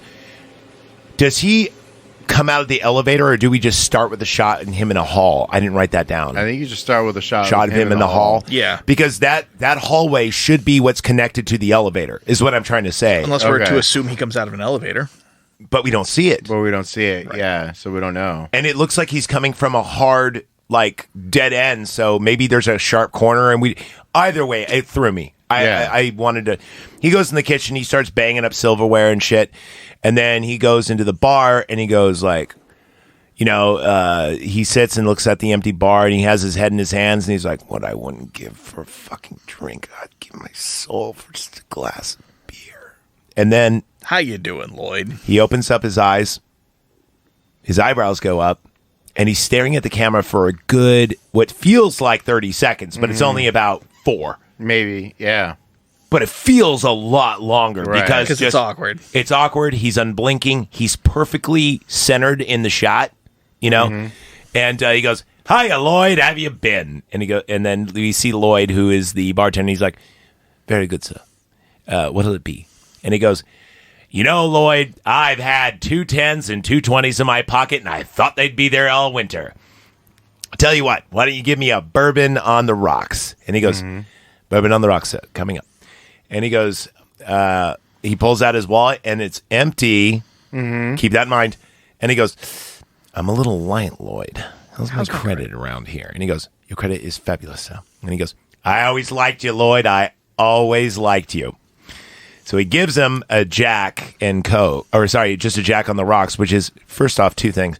Now that I'm in the spirits market, Not bourbon. not bourbon, Right. yes, and B, on the, usually when people say on the rocks, it's that giant ice cube. Usually. Preferably, yeah. Yes. So this is a very upscale bar. One would think they'd have it, but I don't know. Maybe they weren't in vogue then. Right. Possibly. It may not have just been a thing. I think that was more of a thing in the 80s. This was in the 80s, ass. Well, this No, technically, I mean, really. later it's- 80s. Yeah. Wasn't this filmed in 79? 78 to 79, yeah. Because they had to stop production for 3 months because the set caught on fire. And a lot of people think that Kubrick did it himself. just to piss off, because there's a picture of it blazing and he's laughing like a madman with his arms in the air. Yeah. So a lot of people think it was to put Shelley Duvall through more stress. Oh. And that they already had the other one built, et cetera, et cetera. Right. It's another. How dare he do that to my wife? But real quick, this would explain how the set's lights change. I just thought of this, how the lights changed and shit. Oh, because they had to rebuild it. That actually kind of makes a little sense. Yeah. So it wasn't even trying to be like. But then again, something weird. There is a shot where you see her and then the shot goes back and it's gone. So I don't know. Yeah. You know what? Maybe that happened and he goes, you know what? Fuck it. I'm going to go back in the past and change some other things and try to use it as a blessing in disguise. He just hopped in his DeLorean and made it happen. By the way, do you think it's blessing in disguise or blessing in disguise? Because both actually make sense. In disguise. I'm pretty sure it's in disguise. But a blessing in disguise makes sense. It's like God going, hee. Here's some mustard. Hey, Zach. You're like in disguise. Butt stuff. Well, butt stuff are a blessing. So, anyway. Butt stuff in the skies. So, this is when, so how you miss. Now, I don't think we see the whole bar room active because Shelley Duvall walks in and goes, there is a woman in the room with Danny, and he goes, are you out of your fucking mind? Which is my favorite quote in this movie. It's the way he does it, too. The way he turns over slightly to the right and just goes, are you out of your fucking mind? Right after talking to somebody who's not there and having a drink that's not there. She's the one who's fucking crazy. But he's staring at an empty bar and there's no glass there. Right. But anyway, does he sell his soul for that? Because contractually, he said, I'd sell my soul for a glass of beer. He did not order He did not get beer. That's true. He did not. So he does not owe a soul. So, maybe. So then this is where we have the 237. Now, I'm kind of rushing a little bit for lost time. Did I miss anything thus far? Nope. Okay. So in 237, we got the scene. Now, I had a very, very, very grainy copy of this on VHS when I first watched it. Don't watch it in 4K. It's still gross. Well, no. I mean, the first part's nice. The girl in the bathtub still is kind of weird looking, like off-putting. Like, I don't know why. It's because she's very skinny, but her boobs are very big. And she's she's skinny all around. She's got a big Earth Mama bush. And her hair, the way it's really? like... It was her the 70s. arms are like way long. So it throws you off. And also the way they do her hair makes her look like serpentine. You know who she reminds me of? You remember in episode 2 of Star Wars, the clone? Yeah. On Camino, there was that really tall, long, white alien. You know what it reminds me of? Yeah, the Kaminoans, yeah. It reminds me of an uglier version of Species. I kind of get what you're saying. Like a stretched out Zool, if you will. Yeah. But she's taller than he is. Yeah. Yeah. Like by a quarter inch or some shit. Yeah. Where's the big woman? Now, the greatest thing is when he's kissing her, you see her deteriorate, but it doesn't look like... you see her face, the side of her face, as Jack's aggressively kissing her. Yeah, 'cause they turn and as her hair parts or whatever, you see it all deteriorate. But it's done so flawlessly. No, you only see it in the mirror. You don't actually see it. Dude, I just watched this yesterday. You see her face get gaunter and gaunter. Like, you really do. And I don't know how they did that. But it's at a different angle. It's not the camera flipping to the other side. It's showing it from the mirror. I'm telling you, you see it from when Jack is facing camera and she's facing the opposite way. Yeah, when Jack's facing the camera, that's in the mirror. No, that's when he opens up his eyes and then he sees, she starts laughing and she's got all the... in the mirror. Yeah, and you see all of her bed sores. Yeah. That too. But I'm telling you, while he's kissing her, you do see her change, but it's not all the way rotty. It's kind of like rigor mortis, just a little bit of gray and flaky and gaunter. Mm. I'm telling you, dude, I just rewatched this yesterday. And I was like, how did they do that effect? So what I think they did is they filmed it twice, had it exactly in the same angle, and projected it. Right. Oh, and this music plays too. I love the music in this movie, dude. It is so good. Yeah. So after this, he Score runs is off. Oh, it's perfect. He runs off. And as he's running off, you see it like as the POV of her chasing him. Right. This shows just enough of the monster that we don't actually, where it's scary enough. Because if they would have showed it a little bit longer, I think you would go, oh, no, It would have gotten cheesy. Yeah. Well, in the 2 hour and 30-minute version that we watched, you do see her for quite a bit lunging after him, and then also you see her in the tub, like coming out. Yeah, oh no, diving. you see that in this one too. Okay. Also too, when Danny goes there later, or no, when you see her in the tub rotting again in another scene. That's when Danny sees it in his shining visions. Yeah. So then he goes back to Wendy and he assures her that it was all in the imagination, and the only explanation, because I was downstairs typing and you were in the other room, that it had to have been self-inflicted. Yeah. And she's like, we got to get him to a doctor. And he goes, Wendy, do you understand what a contract I've signed? I've let you fuck up my life thus far. I will not let you fuck up this. Do you understand me? Do you really want me to lose everything? This is what you do. And it's pretty heavy. Yeah. And I think at this point we see Danny laying down on his side and he's channeling Scatman Crothers, or did I leave anything out? I guess, yeah, I think at this point he is. Oh, yeah, because he's doing the shake thing. Shake and spit. Yeah, exactly. Yeah. And that's when we see Scatman with his fucking, again, like his... Dude, I love when black people have those Afro naked women, like silk the posters. Yeah. Oh my God, it is so hilarious.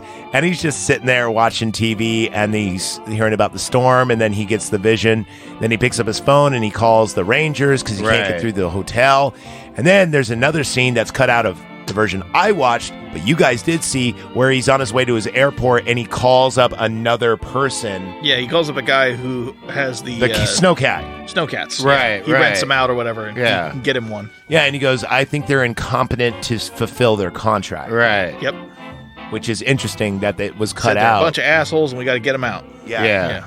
So, anyway, then we see him on a Continental flight, which, by the way, dude, that was normal coach class. And did you see how much room those seats had? They had little chandeliers and fucking built-in ashtrays and like pretty lighting, and everyone was dressed up. It wasn't like that meme girl that's been on, the airplane calling people aliens and shit. Oh, yeah. That motherfucker is not real. Yeah. Which is funny because we're talking about The Shining where things aren't real. Also, am I missing anything? You guys both took notes. Now you're just staring at me. So I don't know. no, I'm good. No, like you're doing solid. I did not take notes. He did not take notes. Cool. So after this is when shit gets a little crazy. We see Jack, if I'm not mistaken, he re-enters the ballroom. Yeah. And this time it's popping. This is what the 1920s party is. And exactly. The music just fit in there perfect. Yeah. And then you notice when he sits down, he now has money in his wallet. But his money's no good here. And he goes, money's no good, yeah. Lloyd, I'd like to know who's buying my drinks. It's courtesy of the house, sir. I always liked you, Lloyd. I always have. You know what? This is the best bar from Timbuktu to something else. Originally he tells him it's not his concern. Yeah, it's not your concern. Yeah. That's when he says, hits him with the, I want to know who. I'd like to know who's buying my drinks, Lloyd. So, but then he gets up and he starts to dance and everything, and that's when he gets bumped into by this weird hard eggnog or some shit. Yeah. It was a weird, at first I thought looking. It was maybe like a orange, like a screwdriver or something, but it's that's way too thick. It's like hard eggnog, right? Yeah. And I think this is supposed to be taking place on 4th of July, even though I always confuse it because it looks like a New Year's party, but it's a 4th of July ball. 4th of July ball. Yeah. 20, whatever. So he goes into a bathroom, which we will never see again in the movie, by the way. And he gets brushed off. That's true. Very modern for the time. Very 1970s looking. Was it McCready or Great? What's the guy's name? His first name is different, but the last name matches the caretaker who he knows that chopped up his family. And he starts probing him. But the first name isn't the same. He gives the best look as he's brushing it down. He goes, what'd you say your name was? And he goes, do you have any kids? And he goes, I have 2 daughters and a wife. And he goes, where are they? Oh, they're around here somewhere. Oh. And then he goes, McCready, huh? And he goes, you chopped up your wife and your kids into little bits and then blew your fucking brains out. And then he does the Jack Nicholson look or the Kubrickian look. And then he goes, I don't recall that at all, sir. Yeah. Right. Just like, don't remember that. And he goes, you were the caretaker. And he goes, no, sir. You've always been the caretaker. I should know. I've always been here. And then he's just like, okay. I've heard theories about like reincarnation. Yeah. I've heard theories about reincarnation and all that. I'm like, I don't buy it, though. I think that this might be even creepier than the 237 scene. Just because of the what the fuck record scratch moment. Right. You know, like, oh, so if you were just to take the movie on its feet, now we know that Jack is reincarnated and always to come back to the Overlook, maybe to bring Danny, we don't know, like a sacrifice or whatever. But no, it's kind of neat. Like they start talking, and the waiter starts asking about his family, and like what he's gonna do about them, you know, because Jack's just like, oh, they're like need to like learn their place, they're getting out of hand, and he goes, your son is bringing an outside source into the situation. Oh, yeah. And he goes, he should be corrected. And he goes, an outside source. And he goes, oh, yeah, he hits him with the hard R. Forgive me. He does do the hard R. He says, he goes, he hits him with the hard R. He goes, a cook. Cook. And then Jack goes, Jack says the N-word in the funniest way. He goes, cook. But the way he says it, like... No, he doesn't say cook at all. He just hits him with the N-word. He says... Doesn't say cook. Just... Dude, no, the waiter definitely says... The waiter says a cook. The cook. No, I don't remember that at Yes, all. he does, Brett. Yes, he does. I'm going to Google that. Look at the big braids on Brad. He says it, dude. He goes, a cook. Because the way he said it, I couldn't get it out of my fucking mind. Yeah. And then but the greatest thing is when he does say the N-word, he rolls the G's, which makes it... Right. And then... It's a fancy... insult, I guess. Fancy racism. Here's why I think it's so funny when Jack says it back is he doesn't say the hard R. He says it the way rappers say it. Oh. That's why it's so he funny. hard R's it. Okay, but it's not a hard R. It's not like double G-E-R. Yeah. You know what's funny? This is how you can get away with saying a word because everyone knows what we're talking about. And it definitely ain't trigger. Okay. It's hard not to. Yeah, really. It's one of the 3 words we don't say. Yeah. What are the 2? Kidding. One has almost the same letters of tricycle, and the other is Hillary Clinton. Anyway, moving on. Ugh. No, I'm kidding. We just can't say it 3 times. She'll appear. Does this remind you of Mars Attacks? Whenever she talks? Yeah. So, shit, I got lost in my notes. This is the when... red bathroom. They're in the red bathroom, and this is where the bad Bob, by the way. So Wendy's sleeping, and Danny comes in the room, which at this point I'm assuming is Tony, not Danny. Yeah. Like Tony's taking over. Oh, we forgot. Shelley Duvall grabs a knife because she's scared of the, she has a... No! Sorry. The bat scene. We forgot the bat scene. Yeah. So, this is when, what starts the confrontation? God damn it. So she's looking for Jack in the writing room. With a bat. And she sees all of his papers and everything and discovers... All work, no play makes Jack a doughboy. Right. Or if you're in any other country, it's no matter what time you wake up, the sun rises at the same time. What? Interesting. Yeah, in each language, Stanley Kubrick purposefully put a different haiku poem or proverb on everyone. One of them's also, I think it's in Germany, why trade what you have later for what you have today? And another one is, your best years are behind you, but your best work's in front of you. Like every language has a different thing. That's pretty dope. And we got all work and no play makes Jack a dull boy. Well, I think the reason why they did that is because Jack and all work, meaning all he does is sitting there, and no play, meaning killing people, makes him boring. Yes. I don't know, but Well, also, you don't see him do anything fun. Yeah. The entire movie, he's The just closest in that thing room. he has for Except for fun ball. is throwing Is the the tennis ball. ball. Exactly. Yeah. And maybe fucking a ghost. I don't know. We don't know if he went back up Yeah. there. But Did he go back to Shelley, Tub she's Girl? looking through all the papers, starts freaking out. But the cool thing That's is how when it's Jack written in comes different up. ways, because they actually Right. have it stanzed as a haiku. They have it where it's just straight up and down. They have it where it's all caps and military. They have it where it's all lower cases. They have what I call the Nine Inch Nails version, where it's like spelled very weird and the I's are lowercase, and there's Yeah. A lot of misspelling, a lot of double letters. Yeah, exactly. Right. Like someone was manically typing, and then once in a while they were typing very consistently. Sign of mania. So this is when he's like, "Do you like it?" And she goes, "What is this?" And he goes, and he walks over and he goes over to like the stack, which you see is like the size of a Bible. Yeah. And then he looks at her, and then I forgot exactly the dialogue, but this is when he's just like, "Wendy, give me the bat." Now, here goes another thing about this movie I mentioned earlier, where if you walk backwards, you actually are better off than if you walk forwards, Yeah. because she actually defends herself whilst walking backwards. Up the stairs. Yeah. And he's like, "Wendy, darling, love of my life, give me the bat. You're trying to hurt us." No. Oh, she gives it to him. I don't want to hurt you. I just want to bash your fucking skull in. I want to bash them all in. That's what I want to do.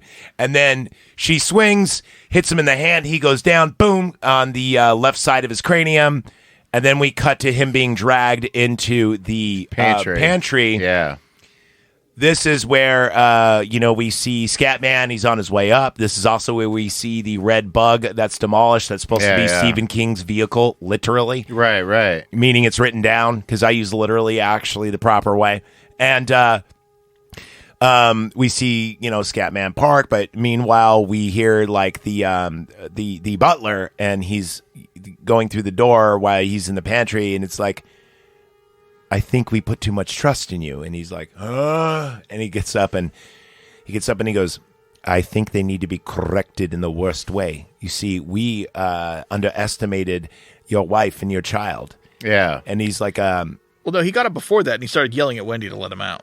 "Oh, yeah, he does. Wendy. And she's like, "I'm going to take the snowcat and leave." And he goes, "No, you're not. I've got a surprise for you." And also, too, he takes out one of what they call an ice cube transistor. Did you know that? Yeah. Yeah, a lot of people don't know those are called ice cube transistors. In order so she can't use it, the switchboard, that is. And we don't see him, at least in my version, we didn't see him tamper with the snowcat. No, you don't see that one But at all. she does. She does, yeah. It's the whole distributor cap system. Exactly. And it's all cut. And if you can't have spark plugs, you don't have ignition. Yeah. Right? I don't know cars. As far as I know, he took out the fucking flux capacitor. When you turn a key, right? And you hear that what they call the turnover on the flywheel, okay? So the starter? Not quite. It's the way to ignite the gas that's within the engine. That is called a spark plug. A spark plug is housed in what they call a distributor cap. It looks kind of like a breast with 5 nipples, sometimes 8. Okay, yeah. You Is that know, the flux varies. capacitor? It varies. yes, there you go. Okay. So if without that you cannot start, you just killed the kill switch, and unless you know how to wire it back together the proper way and ground it, you are up fuck creek. Yeah. Also, if you don't, it will burn out the computer or whatever mechanism. Snowcats probably didn't have those, but No. either way, Definitely No not. car in Anyway, the 1970s did. too technical. So So she thinks she has them locked in the pantry and decides to take a nap because she's overwhelmed. with a knife though, she grabs the knife With the knife, right. and and then he's laughing maniacally. She takes a nap. Then is he let out of the pantry before the red rum scene, or he is? It's yeah. During. So yeah. basically as the red rum's happening, he's being let out. That's like Danny and it's not Danny. No, Danny's it's gone at this definitely point. Tony. Yeah, At this point. Yeah. Yeah. I think Danny's we not skipped there. over the part where it's like Danny's not here, Mrs. Torrance. Yeah, I forgot about that. That wasn't Well, in my no, version. that was after she wakes up and sees it. and she's like The red shaking rum on it the like on the Danny, lipstick? Danny, yeah, with the lipstick. I thought Danny left after he had his like shaking episode, and then it was. It's not said till then, till after the red rum part. Yeah, because we don't actually see Danny in any other speaking scenes. He's Right. basically in like that way room later. the whole time. Yeah. Yeah. Okay. Like, it's very light Danny at this point, which actually I like because, I mean, out of all the acting, he's kind of the worst. He's Well, also he's like seven. 6. Yeah. Yeah. So he gets a pass. But yeah, so he writes red rum on the door, obviously. That dumb. And starts- Hillary Clinton. That dumb. You say it once more, she's going to appear. Red hair. Donald Trump. Red hair. And then the way he writes, oh, by the way, another idea for a cool logo. I was thinking about writing the knife party in like backwards in a weird way and putting it on a door and taking a picture of it and reversing it so it looks like it's in the mirror. Okay. I don't know, just ideas I had yeah. when I was stoned watching You this. should do it in like an Nursing a infinite hangover. mirror. Oh, you mean a fractal mirror? Yeah. So, you know, if you get two mirrors and put them together, it's called a fractal. And this is scientifically proven that every mirror image is one out of the number is a Google meaning it's like unfathomable to the human brain, but it's 1% of a Google off. Quit making me do math while I'm okay. drinking.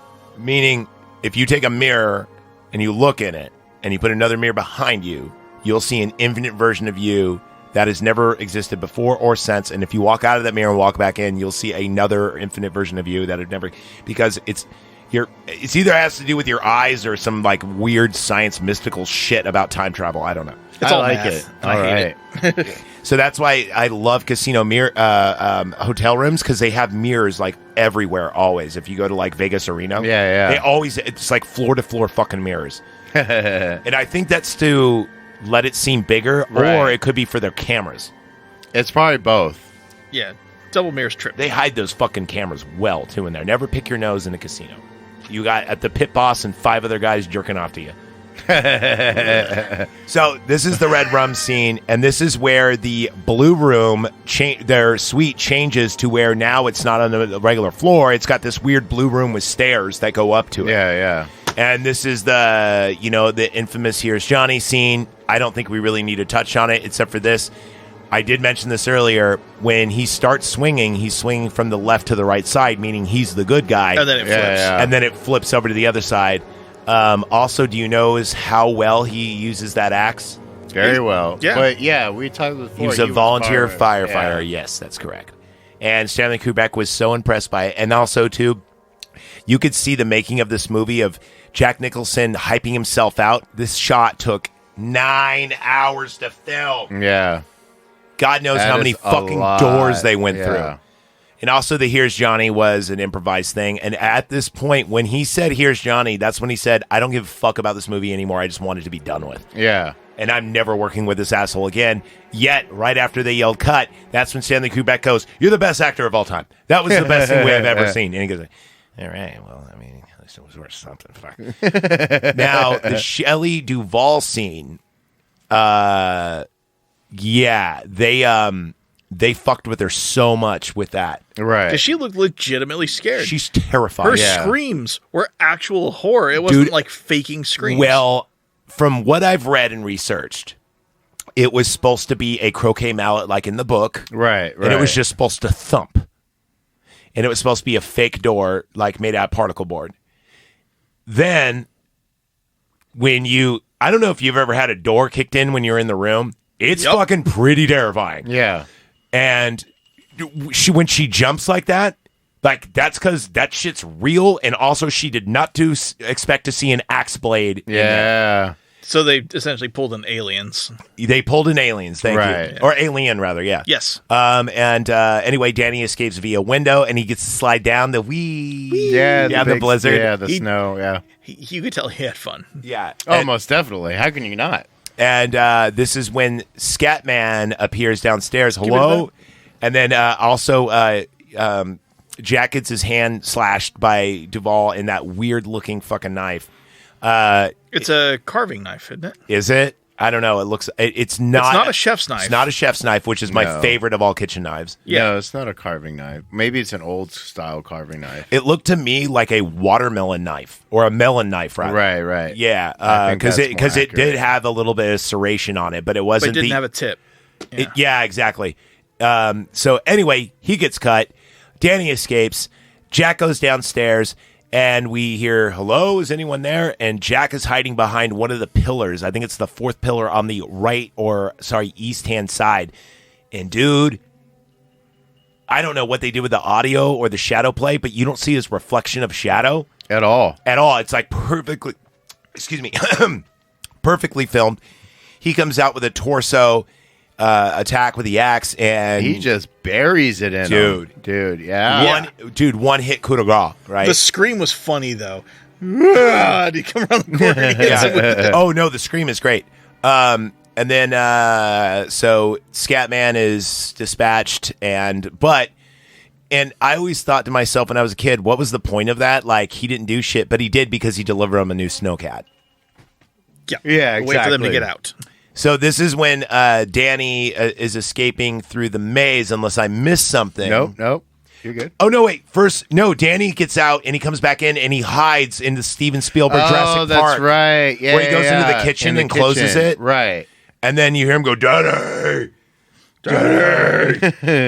Yeah, meanwhile, Danny then gets up because he's spotted, runs to the maze. This is when Shelley Duvall goes out, starts the cat, and then we have our great chase scene through the maze. Right.